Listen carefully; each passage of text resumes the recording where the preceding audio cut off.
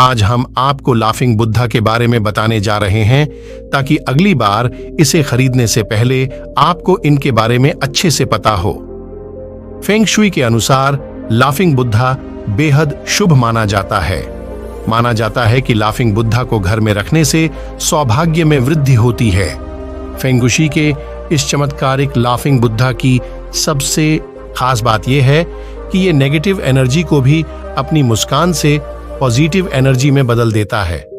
चीन और जापान में तो लाफिंग बुद्धा को देवता के रूप में पूजा जाता है, जबकि भारत और अन्य देशों में इसे भाग्य का प्रतीक माना जाता है। हर किसी का सपना होता है कि उसके पास एक सुंदर सा घर हो जिसे वो अपने पसंद के अनुसार सजाए। हालांकि केवल किसी घर को खरीदना और उसे सजाना ही काफी नहीं होता है, क्योंकि अगर घर का वास्तु ठीक नहीं है तो इसका नकारात्मक प्रभाव वहां रहने वाले लोगों की जिंदगी पर पड़ता है।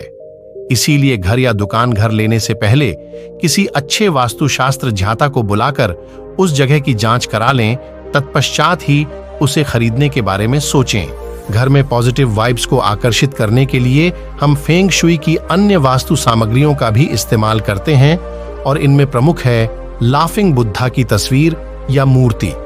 अक्सर आपने लोगों के घर में इसे देखा होगा, लेकिन क्या आपने कभी जानने की कोशिश की कि कौन है ये लाफिंग बुद्धा? क्या है इनके पीछे का रहस्य? आइए आज हम आपको लाफिंग बुद्धा के बारे में बताने जा रहे हैं ताकि अगली बार इसे खरीदने से पहले पहचान कर खरीदे। लाफिंग बुद्धा गौतम बुद्ध के कई सारे शिष्यों में से एक थे। जापान में रहने वाले गौतम बुद्ध के इस परम शिष्य का नाम होतेई था। होतेई को जैसे ही आत्मज्ञान की प्राप्ति हुई तो उन्होंने हंसना प्रारंभ कर दिया। जिंदगी भर वे ऐसे ही हंसते रहे। होतेई एक गांव से दूसरे गांव को जाते थे और लोगों को हंसाते रहते थे। गांव वालों को उनके साथ रहने में आनंद आता था। हालांकि कभी कभार वे उनकी हंसी को देखकर आश्चर्यचकित भी होते थे कि आखिर वे क्यों हमेशा हंसते रहते हैं। इसके पीछे की वजह क्या है? होतेई की सबसे बड़ी खासियत ये थी कि वे कहीं भी हंसना शुरू कर देते थे। बीच बाजार में खड़े होकर भी वो जोर जोर से हंसते रहते थे। लोगों ने उनका नाम लाफिंग बुद्धा रख दिया। होतेई कभी भी कोई उपदेश या प्रवचन नहीं देते थे, लेकिन उनके व्यक्तित्व में एक ऐसा चुंबकीय आकर्षण था कि वे जहां भी जाते थे सभी उनको घेर कर खड़े हो जाते थे। लाफिंग बुद्धा को देख लोगों को भी हंसी आती थी और सभी खुलकर हंसते थे, और वो भी बिना किसी संकोच के।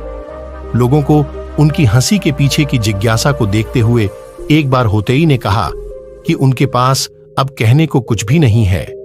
उन्होंने लोगों से कहा कि तुम लोग बेकार ही में अक्सर रोते रहते हो। लोगों को जी भरकर हंसने के लिए एक मूर्ख की आवश्यकता है जिन पर सभी हंस सकें। होतेई ने कहा कि उनका बस यही संदेश है कि किसी व्यक्ति का रोना या शोर मचाना उसकी व्यक्तिगत समस्या है। ईश्वर ने जिस दुनिया की रचना की है वो हंस रही है।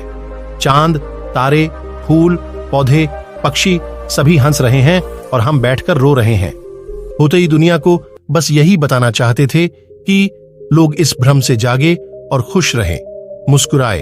होतेई ने एक सन्यासी के रूप में अपनी जिंदगी को बिताया। एक दौर था जब जापान के विभिन्न क्षेत्रों में घूम घूम कर उन्होंने सभी के हंसाया। जापान में ही उन्होंने समाधि ली। लोग उनकी संगति में शांति का अनुभव करने लगे थे। तो ये थी लाफिंग बुद्धा की वास्तविक कहानी। इस वजह से लोग पॉजिटिविटी को आकर्षित करने के लिए आज भी अपने घरों में उनकी मूर्ति या तस्वीर को लाकर रखते हैं। हालांकि इसे किसी खास दिशा और नियम के अनुसार ही रखना चाहिए, नहीं तो भविष्य में इसका फल उल्टा भी मिल सकता है। कहानी अगर अच्छी लगी हो तो चैनल को सब्सक्राइब जरूर कर दे। धन्यवाद।